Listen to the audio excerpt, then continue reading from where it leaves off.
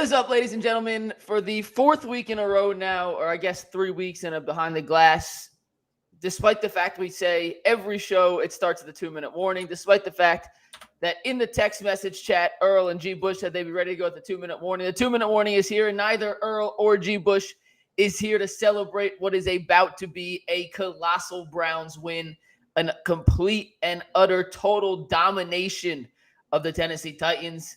It is the 2-minute warning now as we speak. Deshaun Watson is out. DTR is in. The Browns are looking to run the clock out.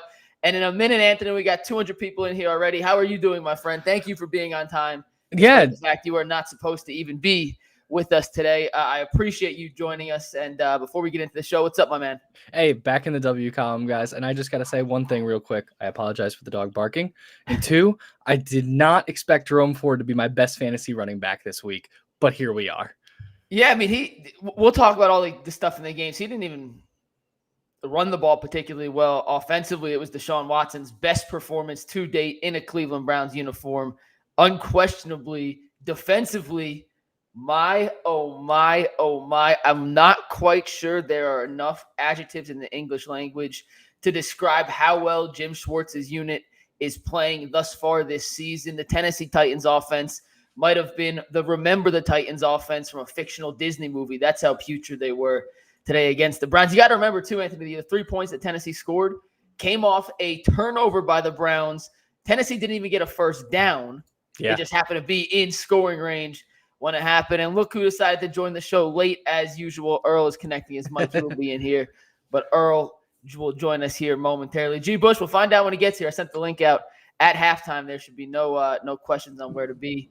But Earl what's more impressive, the fact that the Browns held the Titans to fewer than 100 total yards, or the fact that for the third post-game show in a row, Anthony was the only one here on time to join me? I'm going to go with Anthony being the only one here on time to join you. The sad part about it is I've been in the studio since the game started. That's what I'm saying. And we got G. Bush here too. What up, G? It ain't even like I wasn't. It ain't even like I ain't been here or anything like that. I've been sitting up in here posted watching the game, man. What's up, G? What up, my brother? How you feeling, G? Uh-oh. I hope that's a good walkout. Well, G. Bush is here. Hopefully he's back from his medical sabbatical. We'll bring him back in a sec. Or we're going to give everybody 2 more minutes to get. We got 500 people in here already in less than 2.5 minutes. So shout out to the people out there. If you have a super chat, drop it in there. Anthony will take note of it. We're going to get to do all our super chats at once in the middle of the show. If you have any questions, we will absolutely get to those questions as well. But to start, we're going to give the people out there, Earl, a decision here.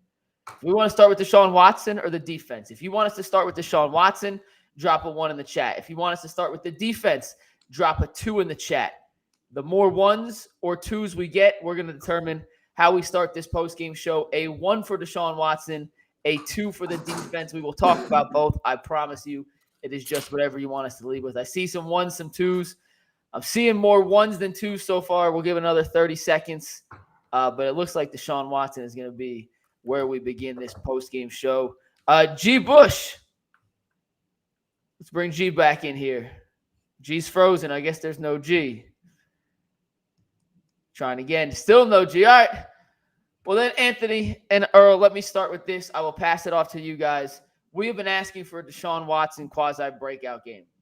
We said this could be the week it happened with the perfect weather conditions, with a Tennessee team with a porous secondary, with no Nick Chubb and Deshaun saying, hey, it's going to come down to me or nothing because I am now the focal point of the offense. And for the first time since he joined the Cleveland Browns, Deshaun Watson looked like the guy that the Browns made their franchise quarterback. Not only was he on time, Earl, he was in rhythm, he was confident, and maybe to me most impressively as fireworks go off at Cleveland's Browns Stadium as we speak, signaling a 27-23 win. What Watson did getting out of pressure, immediate pressure, was what stood out most to me. That dude, multiple times today, was immediately harassed by Tennessee Titan defensive linemen, and he made dudes miss like Houdini. And next thing you know, he was picking up first downs with nice completions to Amari Cooper and Njoku, Elijah Moore, you name it. It was working. G, are you back? Can we hear you now? Can you hear us? Can you hear me? Yes, sir. G. Bush. Back They said I was in 240p. I mean, I need to be in high definition, fellas. Listen, it's great to be back. How y'all doing? I'm great, brother. How you, man? By the way, I had to put the tweet out there. By the way, Deshaun Watson was cooking. Yeah. He looked good. What were your thoughts on Deshaun? Let's start with Deshaun, then we'll get to the listen, man. They must have saw my blog. I dropped a blog sometimes last week, and I said, listen, man, don't be mad at it, man. I gave the example. Listen, when you get a luxury vehicle, I understand how it feels to get a luxury vehicle and then something happened to it, right? Because when you get a luxury vehicle, you're paying that much money a month for the car. You feel like you automatically should not have no problems with it. I get it. I bought a luxury vehicle the first time in my life, and I'm like, listen, what you mean you got to go to the shop? I was upset because back if you got a regular car, a regular old beater with no payment, you ain't got a problem. You understand it's going to break down. But I told people, I said, it doesn't matter whether it's a quarterback or a car. A car is a car, and it's going to break down sometimes. A quarterback is a quarterback. It's going to break down sometimes. It's all about what mechanic you send the guy to. And Kevin Stefanski needed to be the mechanic, and what he did is pared it down like I told him to do it in the blog. Listen, it is not a knock on you because you pay $230 million and you feel like you don't want to run play action, or you don't want to max protect, or you don't want to dumb it down a little bit so you get comfortable. And what we saw today was Deshaun Watson got comfortable throwing the ball to tight ends, throwing the ball short, and it was the a la Baker Mayfield playbook. But the great part about it was when he got hot, you can always evolve and upgrade on the Baker Mayfield playbook. And you started to see them throws down the middle of the field, the 10-plus yard plays, the big chunk plays. And you know how you know they felt good? That chest bump between Stefanski and Deshaun Watson was like, woo, we got that monkey off our back, because today was the day that can't nobody in Browns community, can't nobody in outside of the community walls, they can't say that they didn't see what we talking about with Deshaun Watson. When he got in that rhythm, the Browns was dangerous today. Earl, what'd you think? I mean, composed, calm, cool, collected, comfortable. I mean, pick any C word you want, man. That was Deshaun Watson on this Sunday. Shout out to him for blocking out the noise, to coming back and redeeming himself after playing horrible on Monday Night Football. It was a performance that we was all looking for, right? That performance to let us know that, okay, Deshaun Watson is still that dude. No, he didn't have a fancy 300-400 yards, but that's not what we was asking for. We was asking for our quarterback to come out here, have command of the huddle, be comfortable in the offense, stay cool, stay collected, make some plays when it was necessary to make some plays. One of the things that's most impressive to me, no interceptions. And that was something that I was looking for, a game where Deshaun Watson himself was not responsible for a turnover. And so shout out to him for that. You know, like I told you, I'm a big Deshaun Watson supporter. Monday, I was on here raising hell, giving him hell because he earned it. Today, I'm giving him praise, and I'm going to give him all the credit in the world because he earned it. We have an obligation to call it like I see it, to call it like we see it. Today, Deshaun Watson balled out. He did what he had to do to lead his team to victory, man. It just seemed like this was a statement game for the Cleveland Browns in a way. You know, they talked a lot about coming out here and playing for 24, doing it for Nick Chubb, and they weren't empty words. You know, this team, they had their foot on the gas from the first snap of the game to the end of the game. You know, it's a cool thing when 4 minutes to go in the game, your rookie quarterback can get some much needed reps. That's a cool thing. Yes, sir. It was DTR time, but not the DTR time we had thought. It's crazy that the thing about Watson too, and as Earl said, he deserved all the criticism he got last week. He was bad against the Steelers. He was great today. He arguably made the worst play of his career in this game, and it didn't rattle him at all mentally. He came right back and followed up that. I don't know what you guys want to call that play, like brain fart. Like I don't even know what you decide to say. He threw the ball backwards with maybe his best throw in a Browns uniform.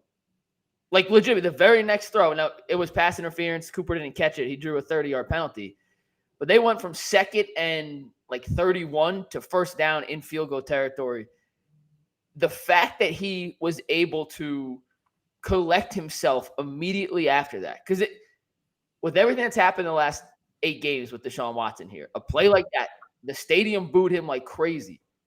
That could have been the snap, F it, I'm done, whatever moment. Instead, it was the opposite. That kind of fueled him into his best performance as a Brown. And it was pretty damn impressive to watch. It's one game. We got to see it consistently before we know he's officially back for good. Just like one bad game last week wasn't the nail in the coffin on Deshaun Watson. But you can look at every throw he made today. Of the, 30 passes he threw, I tracked 25 were on the money, 3 were bad, and 2 were just off time and throwaways. That's pretty freaking good quarterback play, guys. Like, I'm gonna tell you what, top level, top notch, damn good quarterback play. So I've been giving you, you know, I've been going a week, so I got all the analogies written down, Earl. I got them. You know what I'm saying? Listen, that's just like McNuggets. Y'all talking about y'all have been producing shows, right? Say, for instance, you line up a guest that don't really hit. Maybe a topic or 2 don't hit, right? You're not about to go in the tank. You know why? Because you be like, bro, I do this. This is what I do for a living. I've been producing. I'm over 200, 300, 1,000 shows. You think one show going to derail me? We're going to come back and hit it out the park the next day. And Deshaun Watson, I think, was looking at himself in the mirror. And it only takes one person, and it only takes a little glimpse of what you used to be and to get that confidence to be like, oh, no, I'm that guy. And that's the great thing about it. When you look at what he did, I'm just looking at the stats. Forget the 289 because it should have been over 3 bills because they screwed us out of that Amari Cooper play. Don't think we ain't talking about it. But 81% in the completion. Yeah. Listen, 8.8 average and 123.4 in the rating against a QB rating. That means you are seeing the ball, you were seeing the field well, and I thought they did a great job of saying this. All right, Tennessee, we're not looking for a deep shot. We're not looking for Marquise Goodwin for 45 yards. We're gonna hit you underneath. We're gonna go at you underneath for the whole game. And if you're gonna give that up, we're gonna take it. And you started to see that moxie. You started to see that elite quarterback where it's just like, I remember being in Tennessee Titans some games, be like, dang, we ain't playing bad, but this dude keep dotting us up. We can't get off the field. And that's what you saw today. And I think Deshaun Watson, somebody came over him from the defensive side of the ball and said, look, hey, we're elite over here. Don't worry about us. You just worry about getting the points where we can get them because they're not going to score on us. And when you start to understand that it's complementary football, I think then you start taking the training wheels off, and now we see the way we need to play without Nick Chubb to win football games moving forward. I mean, speaking of the way that you need to play without Nick Chubb, let me go back to a few points that G made there. Again, Watson was excellent today. He took what the defense gave him. Regardless, we don't know what the play call was that was dialed up, but whatever was there, he took it. Last week Monday after that horrible loss, Zadarius Smith said Deshaun Watson walked straight up to him and apologized. And Z told him, man, you don't owe me no apology. We got you, bro. We all have bad games. And so the defense is definitely there for Deshaun Watson. They there to pick him up. He came out there today. He was confident. He did what he had to do. As you said, the Browns finally played complimentary football. What I love was that even without Nick Chubb, the Browns did not change how they've approached every game this season. They didn't change their style of play at all. Mike, we threw the ball 33 times. We ran the ball another 31 times. So here it is again, without Nick Chubb, still showing that balanced offensive attack. Still showing the ability to be able to run the football. Not quite as effective as it would be with Nick Chubb, but we knew that, right? You know what I mean? But still having that balanced attack made everything so much more smooth, so much more crisp. A lot of people thought that, going forward, it was going to be all on Ford, that everything going forward was going to be on his right arm and him carrying this like that. And so, just to see the balanced offensive attack, just to see how Deshaun Watson led this offense, to see Amari Cooper to go over 100 yards with a touchdown. Finally we got a touchdown pass to a wide receiver. So it's like a lot of great things went on that side of the ball today. And it just goes to show this defense is elite. I tweeted this out last week and people was laughing at me. The Cleveland Browns have a Super Bowl caliber defense, regardless of what people want to say about Deshaun Watson, the Browns offense, Kevin Stefanski's play calling, etc. That defense, it will travel on the road. This defense will go everywhere. Mike, I've told you this from the beginning of the season. The moment that I seen this defense in preseason, I knew it was real because it's an attitude behind it. It's a style of play behind it, no matter who's on the field. And if the offense can just continue to give them what they gave them today, that'll go a long way. You know, the offense ain't got to go out here putting up 28, 35 points. Do what you did today, and you'll probably win every single time you step out there, the way that this defense is playing. Earl, they held the Titans to 94 total yards. 94 total. Now, listen, that G-Bush, that's like Canton McKinley playing a private school in week 0 of the right. Like, holding an NFL team to 94 total yards is damn near improbable. I don't know the exact number against Pittsburgh. I believe it was 246. Or we look up the total number of yards the Browns allowed to Pittsburgh in week 2. But they held Cincinnati to 154 yards of total offense in week 1G. They held Joe Burrow to under 100 passing yards. They've played 3 quarterbacks this season. Kenny Pickett, Joe Burrow, Ryan Tannehill. 67% of the quarterbacks they've played this season have not eclipsed triple-digit passing yards. Just think about that. Think about that.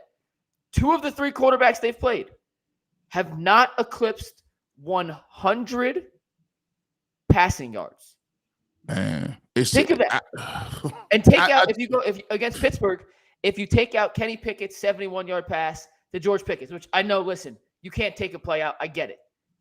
But if you take one play out of the equation, I don't think he had 100 passing yards either. I'll tell you what, you know, and I think I think there's a lot of people, and I ain't gonna say no names, that owe Myles Garrett a little bit of an apology. For the last couple of years, we've been hearing people question his PFF grades. For the last couple of years, people question his motor. For the last couple of years, you know, they question his judgment. Is he mature or not? Listen, you got the best defensive end on your team, and it's been that way for 5 or 6 years. Go ahead and celebrate the man and stop acting like you want somebody else to be better. Hey, I'm from Cleveland. You can have Micah Parsons. You can have TJ Watt. I'm going to ride with Myles Garrett. And what you see right now is what Myles Garrett is able to do when he's unleashed by Jim Schwartz. Jim Schwartz is over there looking like a smooth criminal. This dude got glasses on. He got shades. They dark. You can't see his eyes. This dude is laughing at these dudes because he know what he got. When you see Ogbo, when you see Zadarius Smith, when you see Alex Wright, they 9 or so deep. I see y'all in the chat. And guess what? It's funny to me because all of a sudden we had to wait all these games to see it. Now, I'm going to go on UCSS and I'm going to ask them, is it too early to say they're elite? Or maybe y'all want to wait to the week 6 or 7. Or maybe y'all want to wait. Y'all want to wait to week 10, but I'm going to stamp them because I'm going to keep it real. When you playing teams like that and they under 100 yards, where do you see that at? I watch the Browns now just to look at the defensive scheme. I'm like, dang, they so cold. Everybody's nice. I get more excited when the defense comes out on the field. And that's no shot at the offense. I just think the defense is that much fun to watch. And in week 1, Earl, I'll let you go 1 sec. In week 1, we saw Myles Garrett with the crossover dribble, right? And that was like, that's insane. That's Jim Schwartz motioned the defensive ends today. Did y'all catch that? And then Mike Vrabel called a timeout. And guess what happened after the timeout? He still got the sack. Yeah. He motioned the Titans moved a tight end, and a chip blocker to the left side so they could be on Myles Garrett's side. Myles Garrett said, psych. And then he motioned to the right side. They call a timeout. It comes back. He still got the sack. Myles Garrett right now, there's got to be a better cliche, G. And I'm giving you homework tomorrow. You need a better cliche. Then he's playing checkers or he's playing chess when everyone else is playing checkers. You got to give me the real Myles Garrett analogy for that tomorrow. But right now, what Jim Schwartz is doing with Myles Garrett is not equal to anything any offensive coordinator is doing with his offensive line and his protection to stop number 95. And I ain't even finna dumb it down to Myles Garrett. We all know Myles Garrett is great, but you know, I'll start off by saying this. You know, me and Mike, you know, and Ant, when we're putting together a show, we try to come up with creative impact questions to ask you all, you know, going forward. And some of it is a little redundant. I'm saying that to say going forward, we will not be asking you all no more is the Cleveland Browns defense for real. I think that's a silly question. That's we got to stupid ask at it this one point. more time this week just so Bo can we Joe, we got to ask it this week just so Bo we could get everyone on the same page. So we can all come to a conclusion. Yes. Does anybody now want to erupt this? As Speak lead now, producer, forever hold Mike, your you do peace. your thing. I am not participating in that part of the content building because to me, that's it's a dumb question to ask at this point. Well, man. no, And it's a dumb question. We got to get everyone on the same page. We got to Yeah, have I mean, we got to have Bo come out and say, listen, you know what? listen, I we was could wrong. we could talk about how many yards they did allow, they didn't allow. For me, it's been the same thing. It's the swag, it's the attitude, it's the attention to detail, man. It's the energy that these dudes play with. You know what I mean? You could go out there and you might have a game to where you give up 200-300 yards, right? But if you're making the right plays at the right moment, they still showing up to play. This defense shows up to play every single game, man. The attitude that this defense have, it reflects their leader, Jim Schwartz, right? You see these dudes like Myles Garrett, who had a hell of a game today. Man, nobody talked about how great Denzel Ward played. Oh man, Grant Delpit continues to stand out. They What did about this without Josh and Newsome. Anthony Walker They out did it here without balling Newsome, it out bro. today? Like, it's just everything about what this Browns defense is doing, like, it solidified to me what I've already thought, that it was for real, that this is a Super Bowl caliber defense, that everything about that particular unit can carry this Browns team as far as it needs to go if you just get a little bit from the offense, right? All you need is a little bit from this offense, and that's good enough on a bad day to get you a dub. Real quick, the Dolphins just put up 70 points with 8 minutes left in the fourth quarter. The Dolphins have 70 points with 8 minutes in the fourth quarter. They got a track team. 7-0. The Browns might not give up 70 points all year. They got a track team, boy. The Browns might not give up 70 points all year. And Tua was like 26 or 26 or something stupid. Like they got a dope squad. I'm interested to see if they can keep that up. But right now they look like the best offensive team in the league. But right now I would say that the Browns look like, if you take the Cowboys, they lost Trayvon Diggs, which is a big one. But I think the Cowboys and the Browns and the 49ers are in that mix as well, especially the Eagles. Top three. But Earl mentioned it. It's not just Myles Garrett. The secondary. I mean, it's time to put some respect on Denzel Ward's name, because I've been tough on Denzel, but right now he playing like the best corner in the game. Right now, he don't even got a hold on the backside. He be laughing at these dudes, man. He just be like, nope, I saw you over there. You thought you were catching this? Nope, you're not. I'm gonna knock the ball down. Yeah, they playing at it, and Grant Delpit. Grant, and all of a sudden the Browns don't miss tackles either. Yeah, open field tackles. Open field. Third and 3. They need 3. Nope, we'll tackle you for I 1. think it was the one dude, Spears, right? It was like a 2nd and 3, 3rd and 3. Looked like they had some space, and my man MJ Emerson came up and tackled him for the loss. Days after being in that same situation and not being able to come through. This team do not miss tackles in the open field. This team seems like they don't even let you get out to the line of scrimmage when you going wide. You know what I mean? And so, like, things like that are very impressive, right? And things like that, now going forward, we're looking for that to be sustained. And I believe that it will be. The conversation now switches to, if they don't play like that, now we got real questions. Yeah, and that's what comes with expectations. They're going to play some better offenses moving forward. Tennessee's offense, I don't think any of us were particularly scared of them.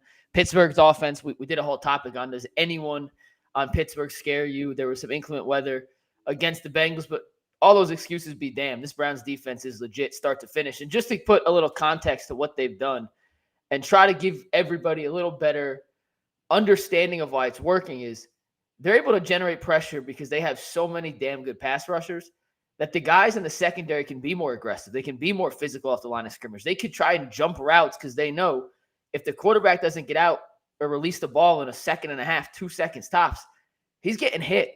And G. Bush, I would love for you, with your expertise on the defensive line and playing high-level Division I football on that side of the ball, how much more free does that make it for a secondary guy, knowing that he only has to cover for 2 seconds, 2.5 seconds tops, and then on the other end, how good does it feel as a defensive lineman knowing, hey, even if my first move doesn't get there, it's still worth countering because my guys on the back end are sticky. Like how are those two things symbiotic to creating such an elite defense? It means the world. Like, sometimes I get so frustrated because people naturally assume that all defensive coordinators are smart just because they got the job. They're not. There's a lot of people that get these jobs, and it's just like guys that over at your CVS. Oh, your uncle's the district manager. You automatically get the best shifts. Oh, you know what? Somebody's son, or you knew somebody. And there's a lot of people. How many people that you work for that are just simply incompetent? You don't know anything.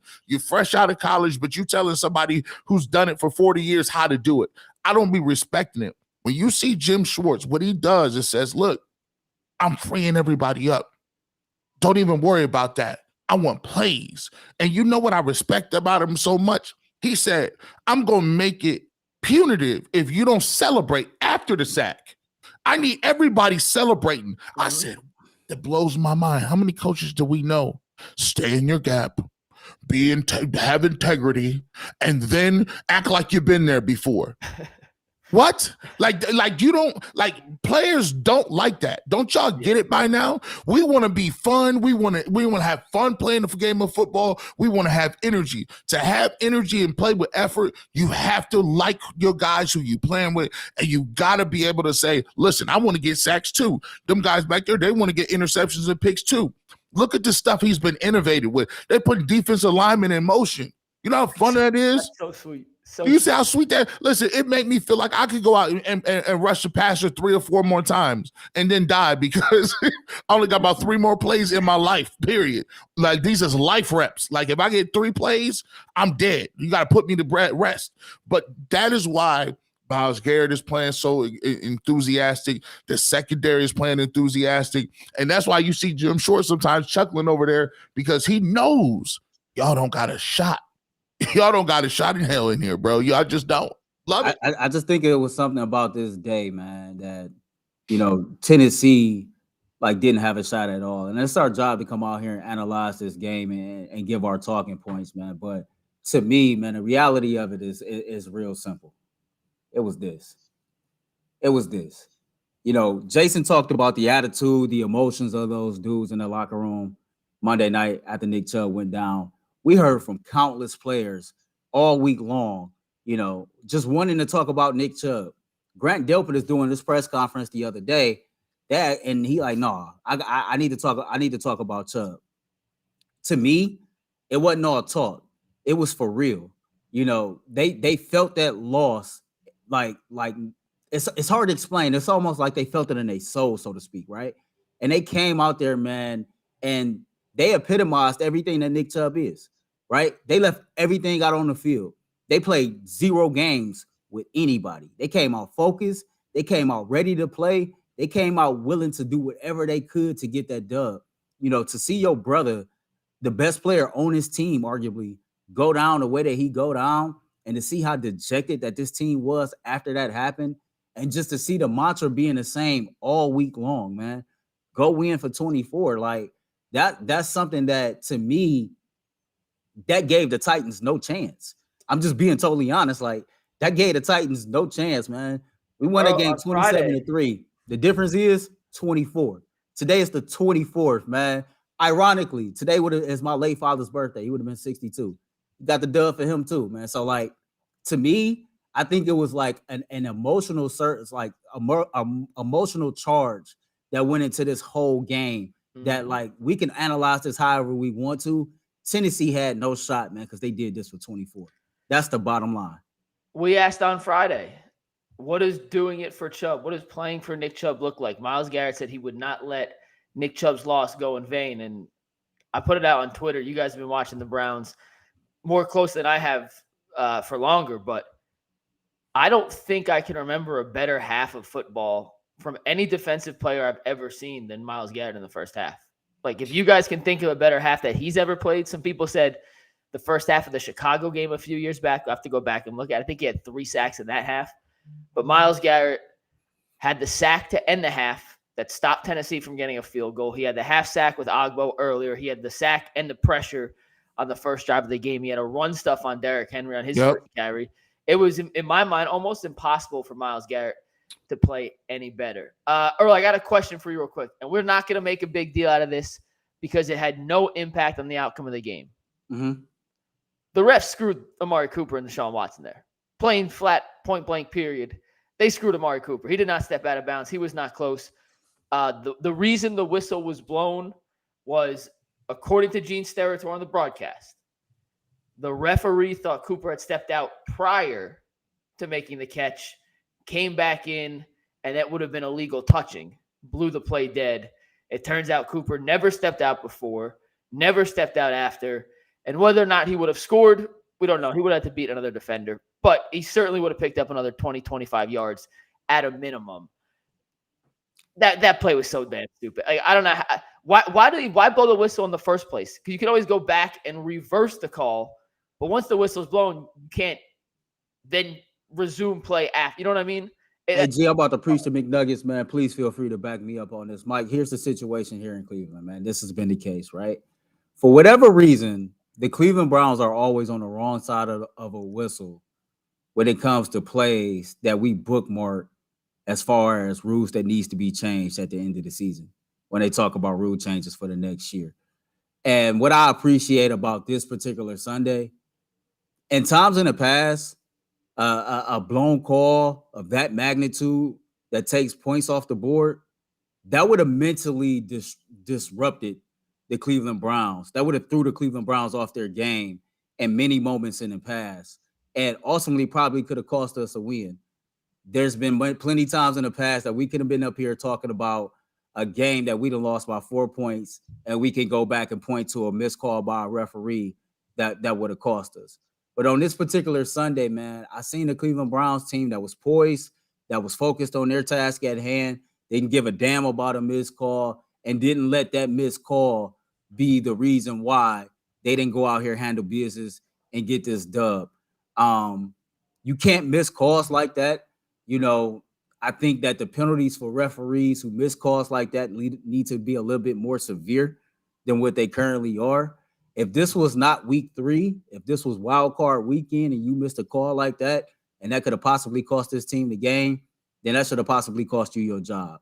And the one thing you won't ever hear me say too much is costing somebody their job, their life, or their freedom. Those are 3 things that I don't play around with and that I don't wish on nobody. But when you have that job of that magnitude and that type of responsibility, like, you got to do your due diligence to make sure you're thorough. We have a responsibility, and we try to do the best that we can to make sure we're thorough. And granted, everybody make mistakes, but for me, it's more so about shout out to the Browns for not letting that situation really disrupt them mentally. And shout out to the Browns for making sure that 6 points that was taken off the board didn't have nothing to do with the differential of the game. Yep. All I'm saying is like, it just seems very constant that the Browns are on the wrong end of a whistle of a play that you typically got to bookmark and say, okay, this is something that needs to be changed, you know, as far as the rules. They blew the play dead. It was nothing that you could do as far as challenging it. But everybody, man, know that was 6 on the board. And shout out to Cooper for going back to get 6 anyway. Yep. They tried to take your touchdown away and you wouldn't have got 6 anyway. So shout out to you. Earl, I think I could echo your sentiment because there's been plays. I remember Washington game where they gave Washington, at the time it was the Redskins, Commanders, a fumble that Duke Johnson clearly had in his hands. He got up, showed them the ball. Like, what do you mean I fumbled? They turn around and be like, it's Commanders' ball. And I'm like, how can you really do that? You go back to Bottlegate. But this one, it's egregious because here's the thing. And a lot of people will say, well, you know, why would a referee do this for one person? Or it's not just against the Browns. That's just something in your mind. Let me just be clear about this. Human bias is a part of psychology. Let's be clear. There are biases, stereotypes, all different types of things that go into a human component. When the Cleveland Browns have always been bad, and the first thing they mention on the broadcast is how terrible we've been, our quarterbacks, and it's just a fire, you know, it's a dumpster fire. After last week, people were like, I'm glad Deshaun Watson didn't play well, so we don't have to talk about him. If you think it's a coincidence that referees always err on the side of, well, we're going to give it to the other team. Let me ask you a question. If that was Tom Brady, would they have blown that play dead? No. If it's a great quarterback, if it's the Dallas Cowboys, if it's Patrick Mahomes, there is no way they're blowing that thing dead because they're going to say, No, let it ride out. We could go back and look at it. And by the way, Gene's territory, you lied about that. Because when there's illegal touching, when you come back in, and the referee has to throw his hat down. You don't just get to blow it dead. What are you talking? That's not a thing. So if Amari Cooper goes out of bounds, comes back in as the first person to touch the ball, that's illegal touching. He has to throw his hat down to even trigger that. So him blowing the whistle dead had nothing to do with, well, we thought that he was out of bounds. No, did he tell you that? He just missed it. He thought he was out of bounds. He wasn't. He blew the whistle, and he knew he should have let it roll and then went back to review it. That's on him. And the Browns, unfortunately, get too many of those things happen against them. But as Earl said, you can always tell when you start to get to the championship level, because the defense was like, don't worry about it, we'll get it back. And Deshaun Watson did get it back. And that's the thing that we can say we're excited about, that they made up for that. Speaking of which, one more thing on that play. Yeah. I know it was blown dead. Yo, that corner, I can't think who it was for Tennessee. I'm laughing right now because I know he was praying to God they blew that whistle. Yo, Amari was shaking his drawers off on that play. He had him turned around every way that you can think of. He was dying for the ref to call a play dead because he was lost. Clapping it up. He was lost in the sauce. Everywhere I've ever worked, this is now my fourth media market, has thought that the refs hate them. So it's just natural that any fan base is going to say refs hate them. I have a few friends who are Titans fans from when I worked in Tennessee, and they were saying the refs were biased towards Cleveland today, which I found hard to believe. Wait. Yeah. No, I'm serious. They were saying Jeffrey Simmons getting held every play, and Sean Murphy bunting didn't hold. You're always gonna think the refs are against you.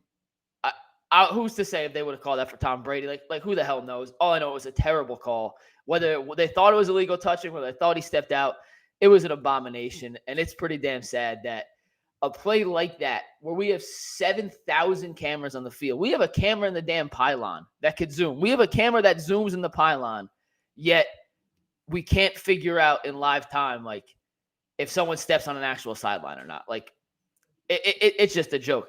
Kareem Hunt, guys, made his debut. He had 4 carries, I believe, or maybe 5 at the end. Had a couple catches out the backfield. What'd you see from number 27? Did you think he still had enough of a burst to be a part of this offense moving forward? I saw a dude that, was happy to be playing football for his hometown team. I saw a dude whose energy seemed like it was infectious on everybody on that sideline, whose energy seemed like it was infectious towards everybody that was in that stadium.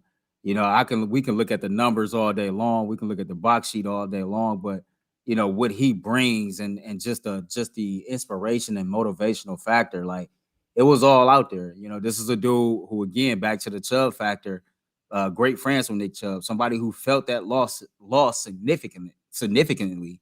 And we seen Hunt. It kind of looked like, man, he stepped in and picked up where he left off, if I'm being totally honest with you. He did great in pass protection when he was out there on those particular downs. He had 5 carries for 13 yards. He had another 2 catches for 22 yards over 3 targets. So, I mean, he had 35 yards in his first football action since January. Not too shabby. Picked up a couple blocks, was in game shape enough to be out there to be on the football field. He was out there on the football field in the first quarter. And so, Kareem Hunt did what he had to do. Shout out to him. I'm glad he's back. I think that he will continue to be an inspirational role going forward. This whole thing is about not just this Sunday, every game forward, man. We're doing this for 24. G. Yeah, I thought he played. Well. I think one of the biggest things that really helped us was a familiar face at the right time. We all know that Nick Chubb and Kareem Hunt is really tight. We all know what the 1-2 punch that we wanted for Kareem Hunt. And I thought it was like one of those things where, you may lose somebody, but it's always good to see a familiar face that feels that loss too, but also comes back and picks you up a little bit and be like, hey guys, we still good. I found myself as he's watching, I thought he ran the ball hard, got a couple of yards, got a couple of first downs. And I think he's going to be a bigger part of this offense. And I just have to say this, man. Nowadays, with analytics and the way fantasy football is working, I think a lot of times when we analyze in the sport, we completely leave out the human element. We completely leave out inspiration. We completely live out the way your soul counts in the way you play the football game. And so when people will tell you, oh, that don't matter, he lost a step, he ain't no good, you can get a running back anywhere. That is not the way sports works. You just don't pick people over here and over here, throw them together and say it works. It doesn't. You got to be believing in the next guy. Energy counts, effort counts, playing for your teammate counts. All of those things are things that we take for granted in the sport because we're into instant gratification and let's just talk about the quarterback and who's elite. You're starting to see that people matter. Nick Chubb mattered. And for all those people, I was gone a week. I guarantee ain't nobody saying, you go ahead and get rid of Nick Chubb. Nick Chubb don't mean nothing. We can go get somebody. Nah, bro, you saw that firsthand. Nah, we ain't about that. Y'all got to you going to revisit that. So Ask my thing is, Mike, I was standing at the virtual door like this all week. Bet you won't come in here with that Nick Chubb nonsense. You know what I'm saying? None of that slander. And by the way, having that, man. They didn't run the ball well today. Mikey, can we, since y'all the producers, can we get rid of this too? Can we get rid of this? The talk about whether a team is good or not and you won. I'm tired of being like, if you lose to a bad team, you suck. But if you beat a team that people perceive is not that good, you get no credit for it. And you beat a bad team. Let's wait till you see what you do against X team. Or can we stop saying, oh, it's too early? Bro, Nick Chubb's injury shows you every time you step on that field could be your last snap.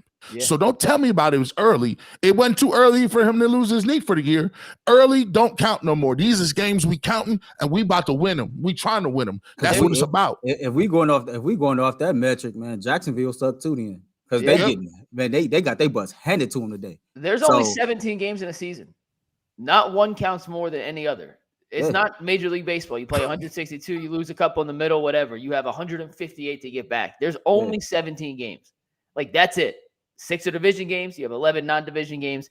Everyone is equally important, especially in an AFC that has as much, at least talent on paper. The AFC, I think, has actually been a little bit of a disappointment top to bottom. Some of the teams we thought and expected to be pretty good have not looked all that good so far. But other teams that we didn't think may be as good, like Miami, has come out and looked like absolute world burners. But the Browns defense, I want to ask you guys this question.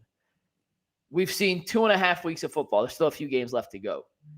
Is the Browns defensive unit the best unit we've seen from any team in football? Like the Browns defense versus Miami's offense, or the Browns defense versus San Francisco's defense. Is the Browns defensive core, those 11 guys, 15 with Schwartz, is that the best unit in football right now? I'm thinking like you thinking, G, because I think it's only between us and maybe 1-2 other teams, and the team is not San Francisco. I think it's between us and maybe Dallas. I think it's between us. You count offenses in here, though. I'm saying like you could put like Miami's offense. You mean like, okay, so like any individual? So that there's 64 choices. Each team has an offense and a defensive unit, so 2 per team. Is the Browns defense, if you're ranking the best units in football? I feel like they got. This might be biased. Gotta be. This might be biased. This might be in the moment. I'm gonna put the Browns defensive unit number 1, and I'm gonna put it ahead of the Miami Dolphins offense. And this offense just put up 70 points. Here's why. We're talking about the NFL in 2023, right? Mm-hmm. Where scoring points is a thing. Where high-powered offenses, as many yards, as many points as you can score. That's what the NFL wants. That's what the NFL is looking for. The Cleveland Browns gave up 1 touchdown drive this entire season. The Cleveland Browns gave up, I think, less than 18 total first downs this entire season. 21 now. 21 now. Okay, which is still by far the lowest in football. My bad. So my whole point is this. And the Cleveland Browns defense just beat the Ravens. It's overly dominant in a league that's geared towards offense. The Browns defense is being overly dominant in a league that's geared towards people scoring a lot of points, putting up a lot of yards. And yet somehow, some way, this is a team that faced the high-powered, almighty Cincinnati Bengals. Shut that down. You shut down the Ravens. at the end of the day, the Titans, I mean, you didn't shut down the Steelers.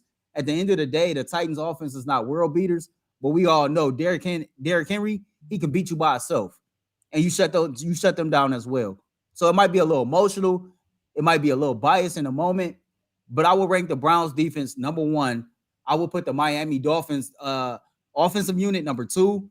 I would probably put the Cowboys defense 3, probably put the San Francisco 49ers defense 4.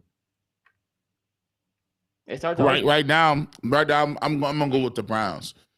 Just because it is. Trayvon Diggs is out a little bit. I know you got Micah Parsons or whatever the case may be with that. Dallas is a really good defense. San Francisco, really good defense. But I had the Cleveland Browns for one reason. It's not the fact that it's the front tier guys that they do it in a lot of different ways. They played quietly. Greg Newsome wasn't even in. Mitchell was playing, didn't notice anything. The first week against the Bengals, Juan Thornhill didn't play, didn't notice nothing. Alex Wright got a lot of playing time, didn't notice anything, right? There's a lot of different guys that's moving around. And the reason why I'm going to say they're so dominant is because guys that were weaklings last year, JOK looks phenomenal. He looks phenomenal. He went from a point in time where we had people say, cut him, to now he's scraping off, making tackles. And listen, A-Walk, I apologize, bro. I had to come back and apologize to you. I said he was just a guy. He's a Jag. He's out here playing like he's an all-pro. Grant Delpit, I mean, it's just not one or two guys that they're doing it. So I got the Browns up there. I think what the Dolphins are doing are really, really, really innovative. I think they're calling plays like they got just these packages with these guys, Jalen Waddle and Tyreek Hill. I think Tua is playing out of his mind. And then I would go a third, the Dallas Cowboys, followed by, I would say, the 49ers and the Eagles are up there as well. But right now, the Cleveland Browns, if you think about it, they gave up, 12 points last week? Yeah, they defense gave up 12 points, correct. Yeah. They gave up 3 points this week, and then Monday or in the first game, how many points they gave up? 3, right? 3. Yeah, come on, man. They gave up 18 points in 3 games. The defense playing out their averaging 6 points per game, a lot against. We give up field goals, fam. That's crazy. We give up field goals, fam. There really isn't enough. Like I said, there's not enough positive ways to describe what they've done. Jim Schwartz, we hyped up that signing like it was the second coming of Jesus, and I don't think it was enough hype. Like, I think somehow we undersold it, despite the fact that we all at the moment thought it was a home run, slam dunk, can't miss hire. He's been better than advertised, and somehow, some way, he hasn't only unlocked Myles Garrett, but he's found a way to simplify everything to allow each individual person on that defense, all 11 guys who are on the field, whether it's Newsome, Cam Mitchell, McLeod, Thornhill in the second, it doesn't matter who it is, for each of those 11 players to react and not think. And when these guys are reacting, and Andrew Berry, to his credit, has done a really good job drafting athletes. And the issue was, can they play within the system that was presented to them? And Joe Woods last year had a very conservative system. And you've talked about this before. If you want to explain on it again, be my guest. But they were always thinking, and they seemed to be a half step late, and they weren't reacting. And that seemed to be what was missing last year. They weren't aggressive. And Jim Schwartz has come on. He's cranked the aggressiveness up to a 50. He said, stop thinking, just play football like you know how to do. And every one of these guys has been able to produce, not just at a level that we thought was possible, but they've exceeded even our unrealistic expectations. Like, that's how good they've been through 3 weeks, and that's not hyperbole. Oh, it's not, and it's repeatable too.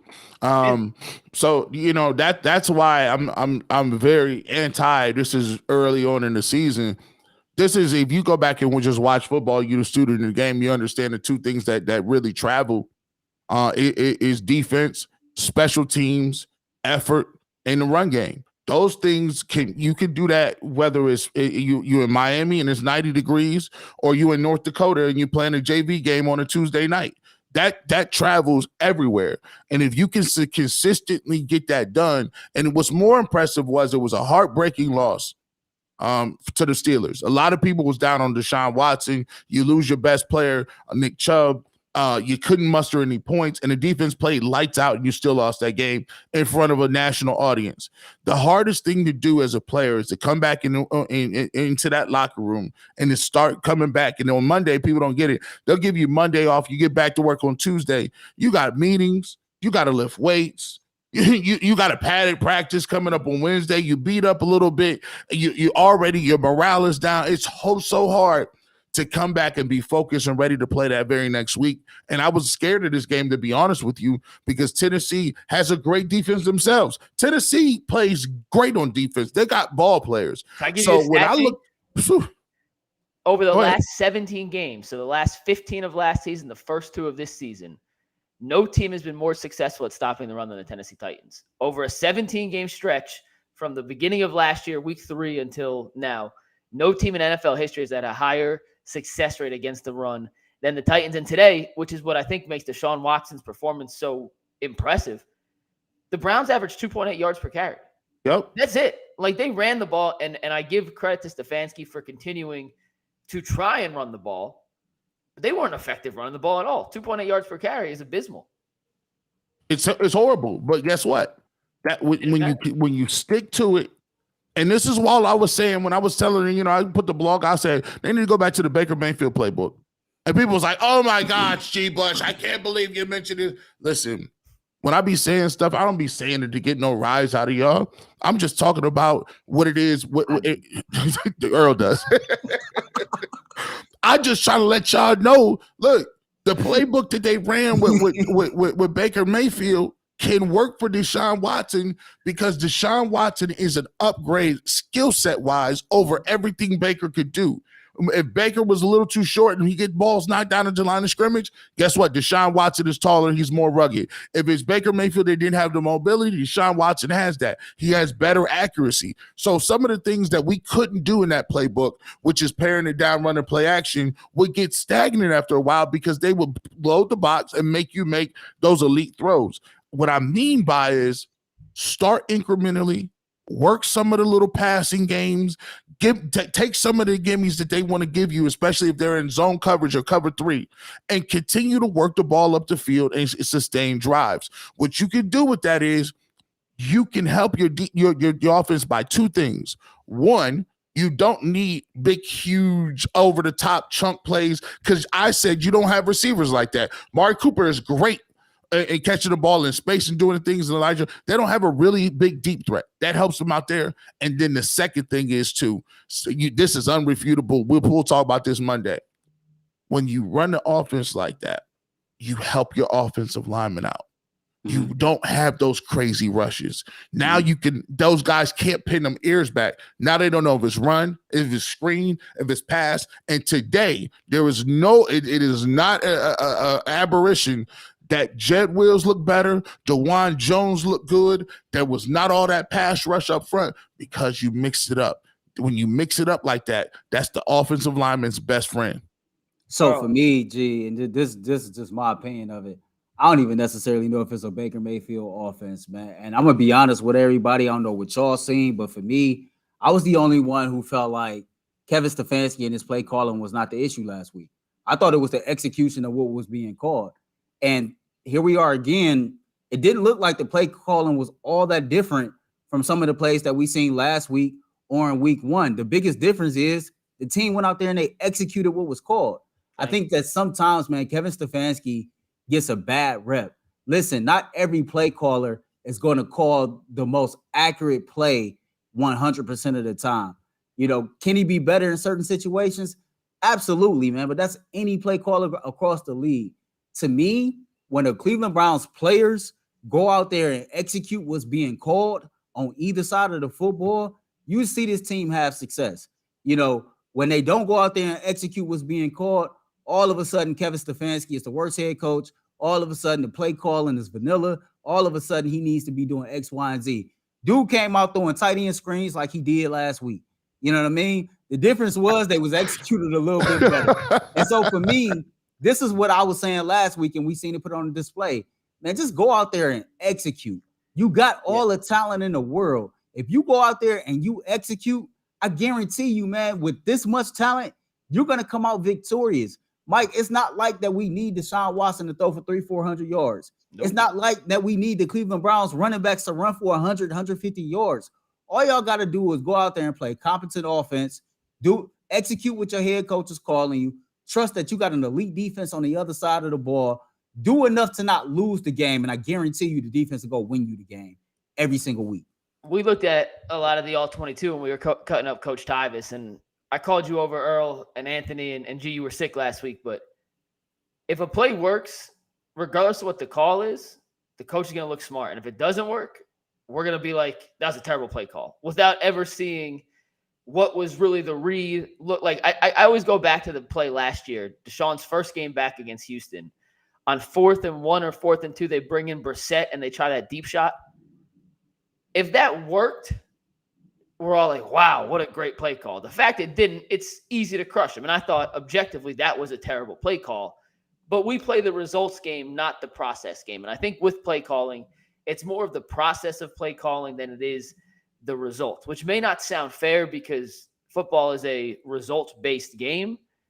But we don't always see in the moment from the TV angle, was a guy open across the middle, but Deshaun or whatever quarterback, if it's the Titans, whoever, they don't have the time. That's not their progression. They're looking left when really the guy is open to the right, and he just hasn't found him yet. Like, there's so many little intricacies to it that we don't see as we go. But I do have a question for both of you guys before we get to some super chats here. Let's say the Browns offense is just average this year, right? This is the best game Deshaun plays. He's better than he was last week. Just an average offense. And I'm not saying that's going to happen. I'm just for the sake of this. Hear me out, okay? How many wins can this Browns team get if their defense continues to play this elite with just an average offense? All of them. I mean, listen, all crazy. of them. I think like 12. I think 11 or 12. I think it's that good.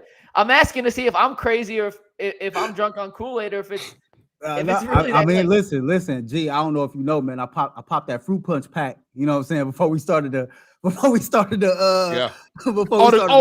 Kool-Aid is back. Hey, listen, y'all had an opportunity to get that off last week. The Kool-Aid back. I'm going off the fruit punch right now, man, and doing the post game show, man. Steve Becker, I'm sorry, it is what it is. Listen, if this is the best as it gets for the Browns offense, and that's the Browns defense that we see every week, I know this is all of them. Bro, we giving up field goals, Mike. Field goals, bro. I said I think like 11, 12 wins. Like, that's absurd. Like, I think the defense is that good. I do. Phil said he got the grape going. Man, what flavor Kool-Aid y'all got in y'all cup, man? I'm on the fruit punch. Phil said he on the grape. Mike, what you sipping on today? I had the limeade earlier. Yeah, you got the limeade, man. I want to know what Kool-Aid y'all sipping on today. It's a Victory Sunday post game show, man. We sipping that Lade today, boy. Hey, Ray got that raspberry lemonade popping off. I feel you. They was up there. Listen, they was up there all sports reporterish. I was watching. Y'all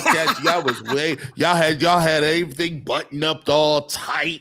Cats was just all. Listen, come on, you need some gravy on that right there, bro. You need that flavor. Listen, people talk. Hey, gee, what's up with the Kool-Aid Mafia? A Kool-Aid Mafia is a way of life, dog. That the Kool-Aid Mafia is about faith. You can take an L one week.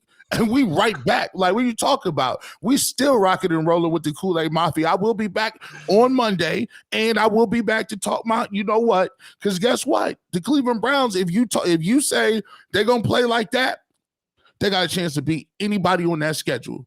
Anybody on that schedule, because guess what? Deshaun Watson only going to get better. He only gonna get back better. And I told people before, I said, you know what? And I'm gonna use this on the show tomorrow. I'm gonna regurgitate it right back, run that right back like a fresh outfit in school. I'm gonna tell you this. It took us 59 games to say Baker Mayfield wasn't the guy. That's how many games he started before we moved on. It took us 23 games with Brandon Weeden to say he wasn't the guy. It took us 21 games with Colt McCoy to say, you know what, Colt McCoy is a journeyman backup. And even Brian Hoyer got 16 games to start. The fact that they called me the Duke of Knee Jerk. The fact that people was like, this is the worst trader in the history of mankind, and Duke played 9 games. I want to just rewind the clock and say, well, what was you saying in Colt McCoy's 12th game? I don't think you was saying that, bro. I got the receipts 59 games to compare to 8. Come on now. Come on. It's one game. It was a hell of a game. Last week was not to the same level, and we hope, at least I hope, as I've said many times, our show's future is dependent on the Browns winning a lot of football games. So I hope this is how we see Deshaun Watson perform for the next 14 contests as well. Are you guys ready to get into some super? We've been going for an hour. We haven't got. Let's do it yet. And we got the people. We got the best fans in the world watching with us right now. We appreciate you, Browns Nation. Y'all are absolutely the best. If I was one of the guys that I met in the Muni lot who said they were going to be tuning in, shout out to you, G. Bush. You see the Kool-Aid shirt I sent you from the Muni lot? Yeah, we ready to go. He super chats. And he had the white one on too. I say I don't even got that one yet. This kind of crazy. That's fresh. I like super that. Chats ain't going nowhere. Did you eat good? Did you eat good? Did they feed you? I was doing more content today. I bounced around from tailgate to tailgate. I'm going down with Bull next week. Bull bailed on me this week, but he says he's coming down next week. But shout out to Jamie for feeding me. I did have 2 burgers and a hot dog down there, top-notch food.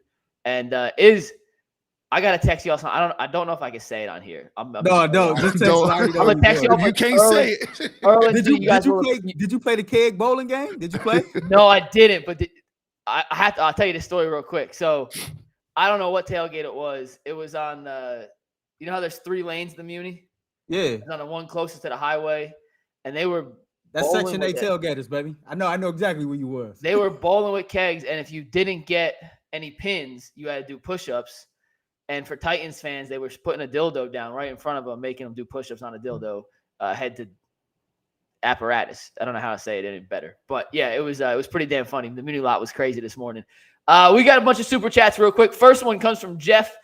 Great win by the Browns. Too bad Jed Wills stands around more than a road construction worker. If there was a knock today, real quick, G and Earl. Earl, I'll start with you. We'll finish with G. One thing, if you had to knock, would it be the offensive line as the one thing that could still use a little bit of improvement? I can only knock one thing. If I got to knock one thing, one of my favorite movies is Remember the Titans, right? Mm-hmm. And Coach Boone is famous for saying, man, you do not fumble my football. Elijah Moore. Yeah. I don't care what's going on. Man, you could have got hit by a jet, bro. You do not fumble the football. You fumble the football, you run a mile. Facts. I think he need to be out there right now running a mile while everybody else is drinking champagne and getting ready for, whatever they finna do for winning this game. You go run a mile before you join your teammates and celebrating this victory. That is the one. And this is just me keeping the same energy, right? Last week, Jed Wills got beat so bad on that strip sack. What did I say to y'all? I could care less if he got beat. Deshaun Watson, you do not fumble the football. That's something my high school football coach used to say back in the day. That's something Coach Boone made famous, and I rock with it, man. I don't care what's going on. You do not fumble the football. So if I got one thing, is that I don't want to see no more fumbles. Period. Yeah. Listen, the offensive line could get better. We'll wait to see what the film is talking about. Off first glance, I thought DeJuan Jones played well. I would like to run the ball a little more, but once again, this is a very good Tennessee Titans team. Very good defensively. One thing that I could take into consideration, and I want to see better, Deshaun Watson still had a play where he threw the ball backwards for some odd reason. I was like, bro, what you doing? What are you doing now? Come on now. We can't and so Stefanski is one of them plays where as a player, you did something that was kind of risque, and they're gonna get on you about it in the film room. But you know what I'm saying, after that, he kind of buttoned it up a little bit. That was a boneheaded play. But overall, you know what it is. Overall, I'm not hating. And overall, you know what I'm talking about. Stop playing with me. The Kool-Aid Mafia. Hey, you guys want to hear an awesome stat real quick? Let's go. That proves the Browns' defensive dominance. There are 6 minutes to go in the first quarter of the Cardinals-Cowboys game. The Cardinals are up 9-0 and have 115 yards of offense already. The Browns gave up 3 points to the Titans and held them to under 100 offensive yards in the entire contest. So point for Earl and G for putting the Browns the top defensive unit in the league right now. And we could laugh about this, man, because the game is over with, man. But, when they sit down in the film room. I wish I could be a fly on the wall for that play. And Stefanski put four on Front Street. I want to know what Deshaun is going to say out of his mouth because we collectively trying to figure out, bro, what the hell was that? We like, what in the world was that? It could have been a tipping point, and it wasn't. And that's a kudos and a testament to the mental toughness of Deshaun Watson today. All right, next super chat comes from Shield NA. He said, nice win today. Go Brownies. Set apart Laz said, we're the people that jumped off the bandwagon for Watson. Certainly a better performance today. Cats are cool. That's definitely Anthony's burner. sure. Hope G is feeling better. I finally got my Kool-Aid shirt. I love it. I know Ant's still in here. Ant, if that's your burner, keep your camera off. If it's not, turn it on. Jay Boyer says, the Browns are back. Finally a 300-yard game from our quarterback. Anthony just flipped me off for anyone that can't see. They took away Cooper's touchdown on that terrible call. Yeah, Deshaun earned 300 yards today. Amari earned 2 touchdowns. The stat sheet will not relay that. And I do want to apologize if you have either of those guys in your fantasy team, because that is a kick in the nuts, because you should have at least 6, 7, 8 more points, whatever it would have counted for. Kevin Robinson said, how about our kicker, the real D-Hop? Well, he's got a point because our D-Hop outscored their D-Hop 9-0 today. Yep. Yeah. Point for the kickers. James R. Baker says the real measuring stick for this team will be the 49ers, I believe. Coming off a bye week, we got to get through Baltimore first. I don't want to look too far ahead, but it's a matchup for first place next week. Both teams are 2-1 now. You have a bye, then you have San Francisco. If this play continues, whether the Browns win or lose against Baltimore, that will be the marquee matchup in week 6 of the NFL. All eyes across the nation will be on the Cleveland Browns, on Cleveland Browns Stadium for that game against the 49ers. Ryan Offenberg says, this is the best Browns defense of my 40 years on the planet. Go Dogs. Any objection to that? No, I'm 35. I ain't never seen nothing like this. Never seen it. Nothing like it. Never seen It's nothing. spectacular to watch so far. It's the most fun I've ever had watching defense, right? Like, by far the most fun I've ever had watching defense, not just for the Browns, but for any team I've covered. Next, by the way, go. when they win, I don't know what it is. There's this level of euphoria. Like, everything in the world is okay. Like, my wife can hit me with divorce papers right now. I'm like, that's cool. We need to just go ahead on separate ways. I still respect you. Like you just be feeling good about yourself. Like, all the food tastes good. I could watch the rest of the games and look at my fantasy league. Everything just be good, bro. I mean, for me, man, like I say, this is a very special day for my family, and I can just remember so many games during the fall. Me, my brother, and my dad sitting there watching the Browns together. And, you know, with it being my dad's birthday, it's still hard celebrating my dad's birthday with him not being here. And with it being the 24th, with the fact that, you know, we was playing without Nick Chubb, playing for 24, then the Browns go out there and win by 24 points. I mean, it's satisfying. Yeah, it's one game, it's 1 week, but me personally, I needed this in ways that our fans don't know today. I personally needed this victory today for reasons that ain't even got nothing to do with the Browns. So I'm glad they got it done. Well, Earl, from me, G, and the other 2,000 plus people in here, have a nice glass of Henny for us tonight. All right. You already know. Gulp, a glass of that Henny with that great Kool-Aid on top of that. Let's go, Earl. Real quick, off topic, calling timeout from the Browns talk.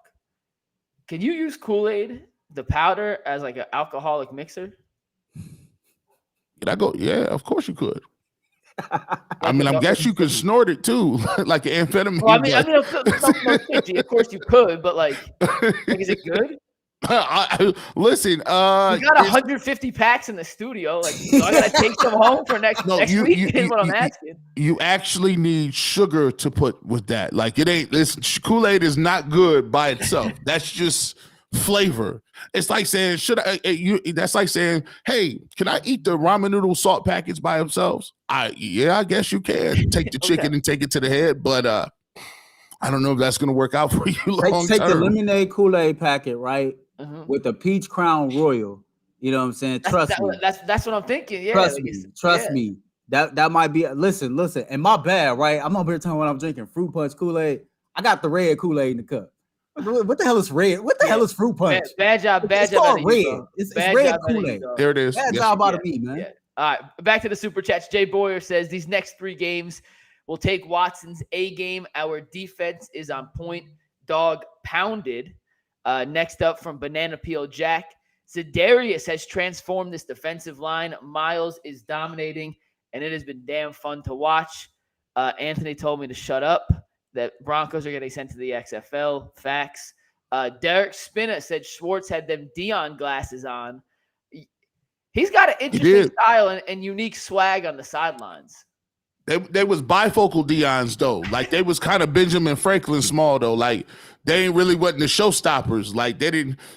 Dion got the Lady Gagas. Them joints is they like a visor. He has an Oakley shade over his half of his face. Here's the thing about Jim Schwartz though. That's different from Dion. You ain't about to talk no stuff to Jim Schwartz. Jim Schwartz might pull up on you. Yo, do you he might pull up on you. Look, and he bringing Myles with him. So, yeah. I got something for you. Be careful what you say about Schwartz, man. Do you guys remember when Jim Schwartz was the head coach of the Lions and he got into it with Jim Harbaugh? But he was the coach of the 49ers. Oh, yeah. They had that handshake off after the game. Yeah. If you don't know what I'm talking about, go Google YouTube it. Yeah, Google it, YouTube it. Trust me, worth your time. That's the kind of guy Jim Schwartz is. Mr. Roll Up 10 says, Bull's going to say the Titans suck and it's early. Based on his text in the group chat today, Bull was pretty damn high in the Browns' performance. I think he called it damn near perfect. Yeah, he might got that. Yeah, we'll see tomorrow. We got to tune in at 11 a.m. tomorrow to find out exactly what Adam the Bull will say. Bradley Burns says, y'all got to put some respect on shirtless Myles Garrett press conferences. Every time he does that, he follows it up with a Hall of Fame performance. Is that an advanced analytic that I have missed? Is that someone I have to add a graphic to the Browns record? Now, listen, if Tegna, you're watching and my search history on Google is Myles Garrett shirtless press conferences, this is for research only. This is a super chat request, okay? Let's not get me in trouble here. Who was that? Who asked that question? Bradley Burns. Bradley Burns trying to get me fired. But, yeah, we'll have to do some advanced research into that. I have not put a second of thought into that. Have you guys? No, but I'm surprised. I haven't seen it, but man, Mike know the stats for everything, bro. I'm surprised he haven't, then came up with something like Mike could come up here. What's interesting? Anytime Myles Garrett wear the white arm sleeve versus the orange arm sleeve, his sack differential is 1.5 for that same game. Well, every time he does it, Bull rebuttals it. Mike, I don't know if that's correct. It says right here on my phone that says that's not true. Yeah, but you know what we gonna hear, man. You're gonna have some people feeling like it's the Titans. The Titans is not a good game. You're gonna have some people feeling like it's week 3. I seen in the chat they believe people gonna be like, well, it's only one game. It is one game, and it is the Titans. But you know what? The players on the field, they don't control who they play game to game, season to season. You control how you show up and you play when you go out there and play. And for the record, I can care less how good or bad a team is, man. This is the NFL. They're all good. Lining up against the best players in the entire world. Yeah. They get paid too. They got families to feed too. They don't want to lose their jobs either. And so when you try to dismiss a great performance by the Browns all because of who they was playing and you're not sure about them, this, that, and the third, you're being disrespectful to everybody else that worked their ass off to get to this level, and that's playing NFL football as well. Because you know what? We can't go out there and beat the Cardinals. We can't go out there and beat the Tennessee Titans. So don't take that away from them, man. Like, yeah, it is one game, and that's all you do. You play one game a week, and you beat whoever's in front of you. It was one game for the Baltimore Ravens and the Indianapolis Colts, and because of that one game for both teams, now next week is for first place. One game now. You guys want to hear a stat? Here's my advanced analytics stat of the day. In games immediately following a devastating injury to Nick Chubb, Myles Garrett's the best player in the history of football. How about that? Okay. 3.5 sacks, 3 tackles for loss, 5 quarterback hits, 9 pressures, 6 tackles, 4 solo. Put some damn respect on 95's name. P. Rothstein 216 says Chubb's injury was bad, but it unlocked the real Deshaun when it's all on him, a la his days in Houston. We talked about that off the top of the show. If you didn't catch us live, just rewind. We talked to Deshaun Watson for the first 20-ish minutes. His performance today was stellar. Bill Rodewald says, I sent this on Friday as well. The Browns defense was ranked 2nd, offense 7th. Deshaun goes off. Browns win. Believe land. You better get on the bandwagon now. It's running out of room. Set apart Laz says the national media don't want to see our offense and defense clicking on all cylinders. National media, how about National Football League? I think the other 31 teams in the league are terrified of the Browns if the offense is clicking like this and the defense is playing at the level it has through 3 games. Jay Boyer says, we in first place in the AFC North after that Ravens loss. They're both 2-1. The Browns are now 1-1 in division play. The Ravens beat the Bengals. Who they beat week 1? The Texans. So they're 1-0 in division play. So technically, would the Ravens still be considered for? Who gives a shit? They're both 2-1. It's first place. We will take it. It's first place next week. No one cares. Sorry. Set apart Laz says Browns going 16-1 with this defense. I'm on that cherry limeade. We have to, I think, as a UCSS group, we make a Kool-Aid tomorrow, baby. Yeah, we have to actually make some Kool-Aid tomorrow. Let's do it. We're gonna make some Kool-Aid tomorrow. Let's do it. We're gonna be drinking all day. We got to return the favor to Pittsburgh, Maine. We owe them for that. Put somebody on the cart. # do it for Chubb. We will not endorse injuring anybody intentionally. Just want to make that very clear. I think we could actually get sued for that. So, yeah, we'll move on. Rob Venter says Bill Cowher didn't put Myles in his top defensive players list on CBS. Coach Day said it best yesterday. Ohio against the world. Get your popcorn ready against Baltimore. Love you guys. Hey, Rob Venters, we love you too. A bunch of W2S from Anthony. And last but not least, do it for Chubb says Watson too cold in the shotgun. That was the difference. Hey, Evan, loyal, man. Evan 419 always in here. Evan, what flavor Kool-Aid we making tomorrow? We're going to let Evan pick our Kool-Aid flavor. Evan be holding it down. Good point. No pressure, Yeah. Evan. No pressure. Evan, man, what flavor we drinking tomorrow, man? Don't give us nothing stupid either, bro. Like, don't come in with no cherry Kool-Aid. I don't drink cherry. And shout out to our guy Butters for bringing in the Kool-Aid. I think he literally brought in 150 packs. No, we got the best fans in the world, man. Yep. I don't know if y'all seen my Instagram post I tagged y'all in. I said we got the best damn post-game show in the city. You want some real Browns coverage after the Browns win or lose? Look, that's how you pull up here. Pull up the UCSS. We got everything you need right here. Right here. I did a little pregame content today, guys, and I brought the camera home. I tried doing it, shooting through the camera. It shot crystal clear, but then I had to download it from Zoom, and it compressed the whole file, and it came out looking worse than the regular camera. Wow. I was so salty. All right, Evan, we're waiting, bro. What flavor? So I pulled up to the studio, right? Was at the fan earlier, pulled up to the studio to chill, watch the game. Blue raspberry. Blue raspberry? All right. Boom. Let's do it. 419 spoke. If it's bad, it's on Evan 419. Guys, final thoughts here real quick. Wait, I got to get this out before we do that. So I pull up to the studio, get ready to watch the game, get ready to do this or whatever. And some of the fans either park in the parking lot, tailgate right in front. Y'all know me. King got a garage pass. Don't never park in the garage.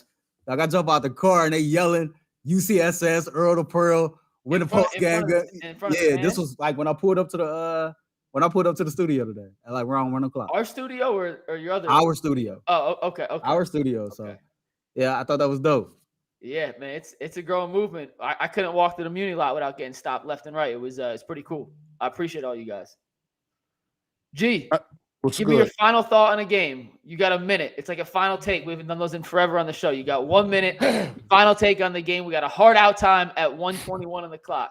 Easy money. Well, listen, the Cleveland Browns did what they needed to do. They came out. Maybe some of you guys will not jump off the Deshaun Watson bandwagon. Maybe some of y'all will come on and understand that he is a quarterback that we thought he was. And it took some time to get there. But I think right now, moving forward, you're going to see that they got the guy they need to. The game plan will get better. He'll get more comfortable, and his defense is sustainable. I think the Cleveland Browns really showed us something about bouncing back on a tough loss against Pittsburgh Steelers. Moving forward, the Cleveland Browns are going to be a team that nobody want to play, and you're going to have to talk about us pretty soon, and that's just what it is. Oh. For me, my biggest takeaway from the game, man, complete game. They went out there and they did it for Nick Chubb like they said they was going to do. A game that they definitely needed to go win. I appreciate seeing Deshaun Watson play his best game as a member of the Cleveland Browns. I appreciate Myles Garrett, a big-time player, stepping up in a big-time game that the Browns needed to win and making big-time plays Everything was about 24 for me today. And I just love how they competed from start to finish. They dominated the game. The game was never in question. It was never close. Shout out to the Browns, man, for doing what I needed them to do today. And I'll wrap it up with this. The making of a good team is getting punched and punching back. And I don't think the Browns could have suffered a bigger gut punch than what happened on Monday night between losing Nick Chubb and losing that football game in the fashion they did. It was a short week. It was a quick turnaround. It's a physical Tennessee team. It's a Mike Vrabel team who you never see get bullied. And the Browns whooped that ass. Point blank, period, in all three facets of the game. There was not for a second where I was worried about the Tennessee Titans scoring on offense. The only points they scored came on a field goal off a turnover and a short yardage situation where they did not pick up a single first down. Offensively, Deshaun Watson looked as good as he has in a Cleveland Browns uniform yet. And we all said he needed that one game to remind himself that he is that dude. And I think today was that game. They overcame a bad ref call. They overcame the Nick Chubb injury. They overcame a debilitating loss on Monday night. And they came out and opened a can of whoop ass on Tennessee. And to me, that's the makings of a damn good football team that will be in it from not just today, but to the end of the season. For Earl the Pearl, for G. Bush, I'm Mikey McNuggets. We are the Ultimate Cleveland Sports Show. We are back tomorrow, 11 a.m. on the YouTube channel. We appreciate every single one of you guys who tune in, hang out with us, chill with us after a post-game show. And it's a lot more fun after a win. I can promise you that. It is a lot more fun after a win. But we do it for you guys. We will see you tomorrow. We love you. And go Brownies. Sleep well tonight. Peace.